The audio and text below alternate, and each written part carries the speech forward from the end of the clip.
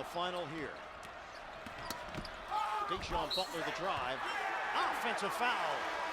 And Butler is injured. He is grabbing his left knee. Oh boy, Deshaun Butler.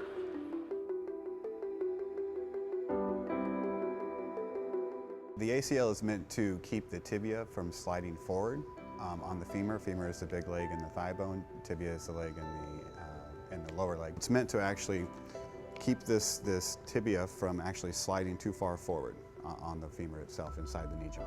It's also meant to check kind of the rotation inside the knee. So the common non-contact is when the foot is on the ground, the person will go to rotate and the tibia will start to pull forward as well as turn while the femur is doing the opposite motion. That ligament gets pulled very tight so it can tear very easily from that perspective. When you contract the big quad muscles, it wants to pull the tibia forward and up. So when that happens, the ACL can keep that motion in place, but without an ACL, the quads will continue to pull and they'll want to just pull basically the tibia right out of the knee joint.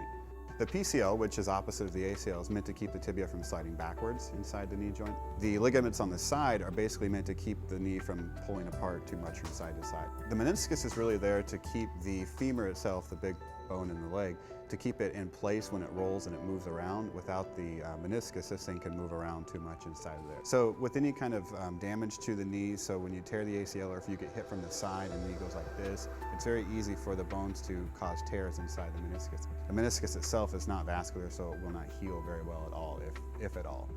So when it's torn, it's going to be torn unless you get in there and actually repair it. Anytime you have a major trauma to the knee, you're usually 2 to 3 times more likely to have arthritis in the future.